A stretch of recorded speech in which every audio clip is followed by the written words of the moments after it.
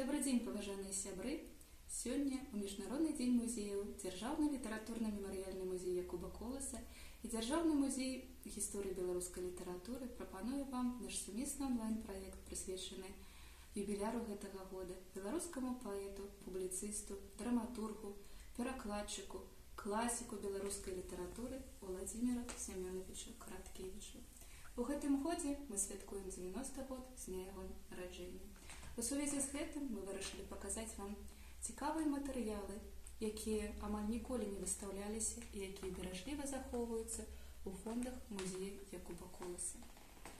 Малады паэт Владзімір Караткевіч падчас навучання на філалагічным факультэце Кіеўскага універсітэта імя Тараса Шаўчэнка звярнуўся з лістом да класіка беларускай літаратуры Якуба Коласа з просьбай ацаніць яго творчасць. Гэты ліст беражліва захоўваўся ў асабістым архіве Якуба Коласа. Гэты ліст я зараз трымаю ў руках, і мне б вельмі хацелася зачытаць яго вам. Константин Михайлович, піша Караткевич, выбачайце за тое, што аднімаю вас каштоўны час. Магчыма, што з гэтай жа справай я павінны быў звярнуцца ў кабінет маладых аўтараў, але тут справа ў тым, што мне не трэба не тое, каб заўважылі асобныя недахопы, а каб ацанілі наогул усё. З маленства я звык лічыць вас прыкладам, і таму звяртаюся да вас і ні да каго больш. Калі знойдзеце магчымасць, напішыце мне, ці варта мне прадоўжваць. Да гэтага часу я надрукаваў некалькі вершаў і крытычны нарыс аб творчасці Янкі Брыля ў часопісе «Савецкая Украіна». Астатнія я чытаў людзям. Адны лаюць, іншыя хваляць. Але мне ўсё гэта здаецца, што гэта не тое. Вучуся я зараз у Кіеве, ва ўніверсітэце. Жыву ў Оршы. Летам шмат часу хажу па Беларусі. Вось толькі што павярнуўся з вязанкі. І зараз шкадую толькі аб тым, што не давядзецца мне быць на хадавіну Купалы. У канцы лета паеду на Палессе. Казкі, якія ў шытку, стаяць першымі, невыдуманыя. Я іх толькі вельмі моцна і, здаецца, няўдала абрабіў. Але іншага і нельга было зрабіць, бо першыя дзве казкі чуў яго ад свайго дзеда яшчэ да вайны. Не памятаў нічога, акрамя сюжэту і асобных выразаў. Надзвычайную котку, мужика і дзіва, аўтуха дамоўніка пашырыў з 2-3 сказаў. Пятра разбойніка пачуў у Рагачове, ад рыбака Ганцоўскага, які мне сказаў яе па случаю. Я ему рассказываў казку аб 2 вялікіх рэчніках з Некрасава, падобную да гэтай. Казак у мяне ёсць яшчэ з паўсотні, дзесятак песен і іншыя. Вобразы казак нарадзіліся з павер'яў асобных фрагментаў казкі. Чаму толькі не намагаюцца фалькларысты запісаць усё гэта? Яно перад новымі інтарэсамі адступае. Вершы кепскія. Хоць я пісаў спачатку толькі іх. Прыклаў нават 2 вершы па-руску, гэта з ранніх. Ваўкалака – гэта спаданне аб разбойніку, які мог перахідацца ваўком, у якога калісь паны забілі бацьку і матку. Апавяданне ў шлю 2. Калі ласка, прышліце свой вырак. Яшчэ раз прашу прабачэння, Владзімір Караткевіч. Разам з гэтым лістом Якубу Коласу Владзімір Караткевіч даслаў сшытак фальклорных запісаў. Гэты сшытак таксама беражліва захоўваецца ў фондах нашага музея. І сёння мы маем з вамі унікальную магчымасць пагартаць гэты сшытак. Ён называецца «Казкі і легенды маёй радзімы». Паглядзіце, які прыгожы почерк быў у Караткевіча. Як ён старанна занатоўваў казкі і легенды роднага краю. Безумоўна, гэты сшытак не толькі гісторыя нашай радзімы ў легендах і паданнях, але і гісторыя беларускай літаратуры. Цікава, што Якуб Колас таксама рабіў фальклорныя запісы падчас свайго навучання у Нясвіжскай настаўніцкай семінарыі, а таксама падчас сваёй працы настаўнікаў. У фондах нашага музея захоўваюцца некалькі яго фальклорных сшыткаў, і адзін з іх я сёння вам пакажу. покажу. Паглядзіце, на вокладцы «Учитель Константин Мицкевич», і можна пагартаць старонкі, анекдоты і легенды з беларускага народнага быта. Паглядзіце, які прыгожы каліграфічны почерк быў у Якуба Коласа.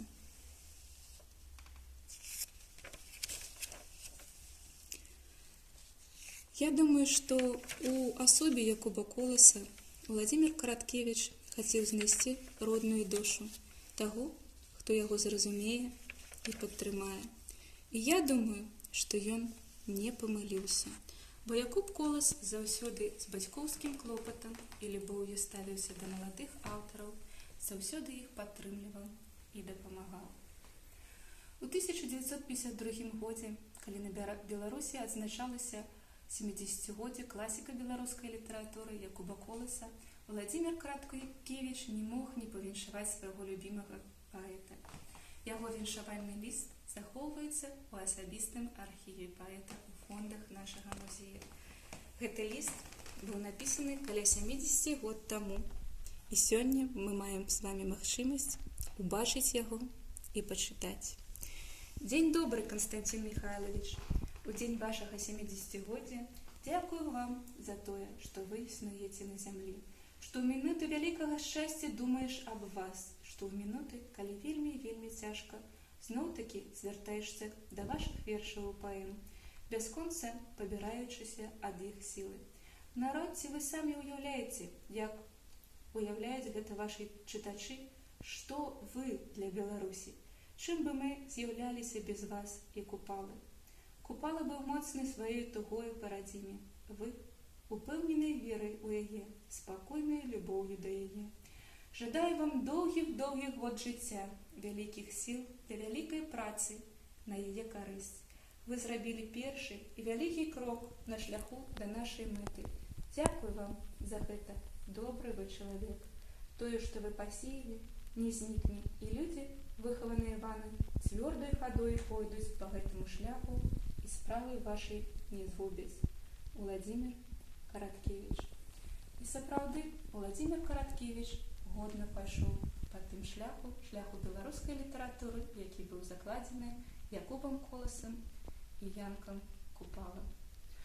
У фондах нашага музея таксама захоўваюцца некалькі рэдкіх фотаздымках, на якіх можна ўбачыць Якуба Коласа і Владимира Караткевича разам.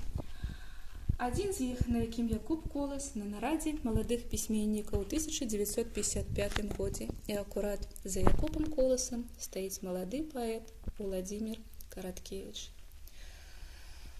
Мне здаецца, што для Владимира Караткевича Якуб Колас быў больш настаўнікам, духоўным настаўнікам, да якога ён ставіўся з павагай.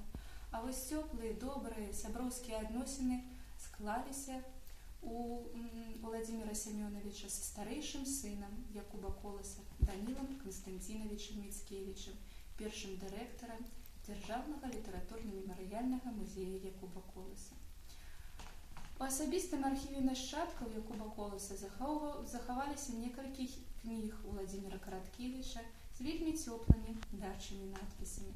І сёння мы маем з вами унікальную магчымасць убачыць гэтыя выданні і пачытаць дарчыя надпісы. Вось адна з кніг з вякоў мінулых, якая была выдадзена ў Мінску ў выдавецтве «Мастацкая літаратура» у 1978 годзе. Яна адрасавана Данілу Мицкевичу і яго жонцы Алі Тимофеевне.